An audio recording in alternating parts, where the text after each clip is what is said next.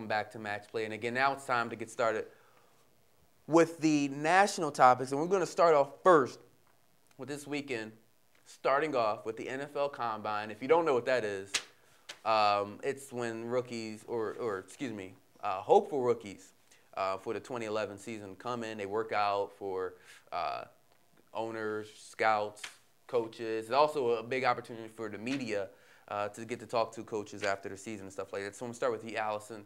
What's really one of the big stories? I know everyone wants to talk about Cam Newton, and he's going to be doing everything at the NFL Combine. So anybody, first of all, is it worth getting excited over the Combine?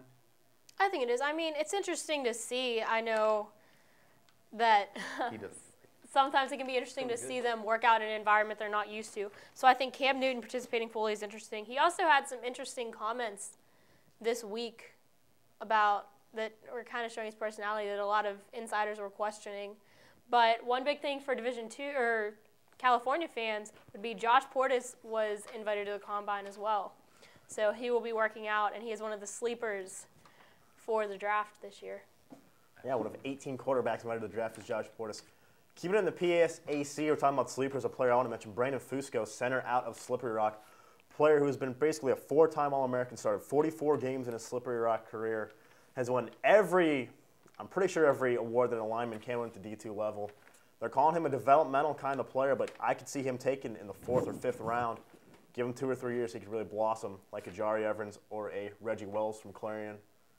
And then Evans from Bloomsburg, obviously, and more other PSAC athletes. But he's a guy that I could see maybe becoming an all-pro player.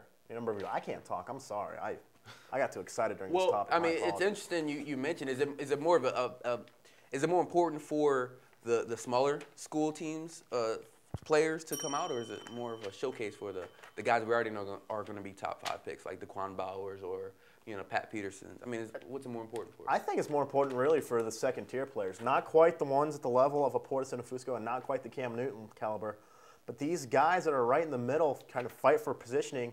You go from the number 2 to the number 4 quarterback. You could go from 10th in the draft to 30th in the draft. That's kind of a big deal. And I have to mention it again. If they don't get a new CBA, we're not going to be seeing a draft. We'll be seeing a draft regardless. Yeah, they're having a draft. Well, what's it going to matter in the long run? So we'll see. All right, we're going to move on now to the New York Knickerbockers. I don't know why I said it like that, but I did. Carmelo Anthony, after much speculation, months and months, like 8, 9, 10 months of speculation, Carmelo Anthony finally landed back home. New York City, first game against Milwaukee. He did decent. But what do you think of the trade, Allison? And what do you think of who got the better end of the trade? We'll start off with that. Well, I mean, New York's still 11.5 games behind Boston. Yes. But on the other side of things, the Nuggets kind of lost.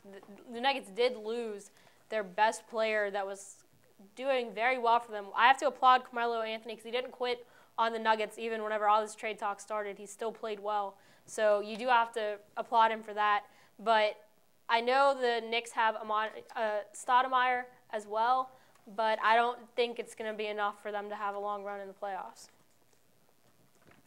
I'm going to be forced to agree. I'm not real sure, other than Melo and Stoudemire, who else the Knicks have. I know in Miami you're only talking about Wade, Bosh, and James, but that's one more guy the Knicks have at this point in time. Well, you talk about the Nuggets. I think they got a great return on investment. They've got a chance to build off those players, even if they do trade them in the offseason. They've got a chance to make a really good core of players.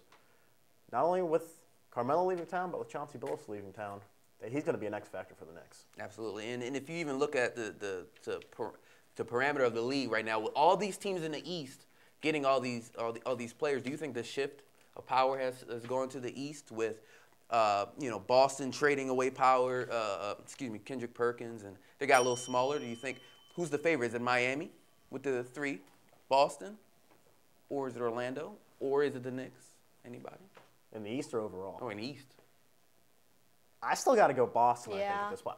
Although that Perkins trade and getting rid of Nate Robinson just has perplexed me to the point that I'm not real sure what's going on. Until I see the Heat step up and beat these top-of-the-line teams, I got to go with the Celtics. Both going with the Celtics. Hey, we could talk more about this if you want. Hit us up on Facebook. Yeah, Darren Williams got traded to the Nets. We can talk about that if you want to. My favorite player. So we can talk about it. All right, now it's time to talk about more NHL trades, and there have been some big trades. You informed me, Allison, of Eric Johnson from the St. Louis, whoever they are, getting traded to the Avalanche. So enlighten us. So far, who's gotten the best out of the trade market so far in the season? Wow, I don't know. I mean, it's been kind of quiet at first. At least in my opinion, it's been pretty quiet so far. It will definitely pick up this weekend, especially with the trade deadline being Monday at 3. But that Eric Johnson trade really surprised me. I did not see St. Louis trading their #1 pick from, I think it was the 2008 draft, to Colorado, and a former Quebec Nordiques player who they're now the Colorado Avalanche, Paul Stastny, his son now plays on the Colorado Avalanche, completely ripped the organization for that trade, and I kind of have to agree with him. Yeah, I feel like Colorado really got ripped off in that trade. Yeah. St. Louis got the better end of the deal, and their team trying to make the stride for the playoffs. Another secondary deal that may not be a big deal to some, but is a big deal to others, is the deal of Dan Ellis being sent to the Anaheim Ducks. I forgot about that. He's a player where he's going to be a good stopgap, depending on what happens with Ray Emery, who they just called back up, until Jonas Hiller gets back to being healthy. If he does come back at all this year, Ellis is a guy, I've never been a big fan, but he's serviceable in that. Names going forward, Brian McCabe's a name out of Florida, as well as Thomas Vokoun. Stillman got traded yesterday. Stillman did get traded to Carolina. Those are two big names to look at going forward.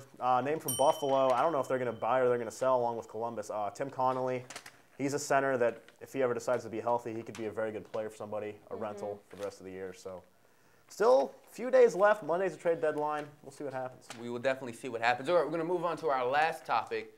Over the previous weekend, the Daytona 500 came to a conclusion, and we got a winner, a new guy. I don't remember what's his name. Trevor Baines. 20 years old. Just brand new to this world. Born in the 90s. And guess what? He won the Daytona 500. How amazing is that? It's incredible, and I think it's really good Am I overblowing this? How amazing is that? Well, there is a 90s birth on the set. Yeah, he's older than me, so. I mean, he's not older than us. No, he's a child to me. So, okay. So how big is this? I mean, Daytona 500, a young guy. Is it just a fluke? I mean, what's? No, I don't think it's a fluke because they talk about him being one of the greatest prospects they've had in a while with like Joey Logano. The win's big for NASCAR because you got a new guy with a team in the Wood Brothers that has kind of faded off in the past, let's be honest, 10 to 15 years. Back when David Pearson was driving for them, they were one of the top teams in NASCAR. Then the Hendricks and the Roush's kind of pushed them aside. It's a story that NASCAR can get a lot of good press on. They can start getting the fans back to the racetrack, start getting the numbers back because let's be honest, the ratings have been right down the tubes for NASCAR the past couple of years. More importantly, Daytona itself, the 2x2 racing that we saw, not the big packs like we're used to seeing.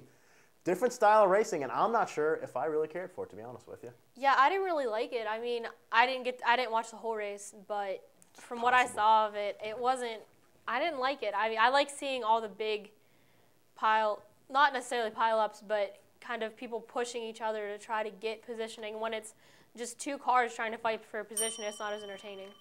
I hate it. Get rid of the restrictor plates. Let them go as fast as they want to. That'll cut down on the injuries and the accidents. Okay, so there you have it. We're done here with our topics here on Match Play.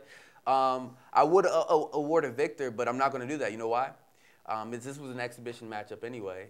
If I had to give a winner, I'd say you both did pretty good throughout, very informative.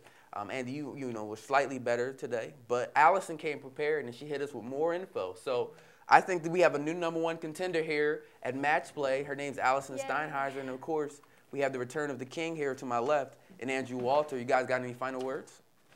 He's the defending champion, and he's the defending champion until somebody knocks him off. So Uh-oh. I have to agree with that. The challenge is out there. I know I'm up for it. There are a couple other young players coming up, so you gotta put it up. We'll have to see. You know what? Maybe we'll get a CUTV pay-per-view event here in a few weeks. We'll put a couple belts on the line. I know there's a couple lesser belts at stake as well. I don't know what they're called because I don't consider myself with lesser belts like that. But you're funny. We'll see what happens. We'll see what happens. I'm just glad to be back. We'll see. I don't know. We'll see what happens next week. Maybe we'll start a tournament. We'll have a saltine challenge on here one day. Who knows what's going to happen? All right, well, we thank you all for watching. For Allison Steinheiser, Andrew Walter, I'm Mike Ford. Thank you all for watching right here on match play.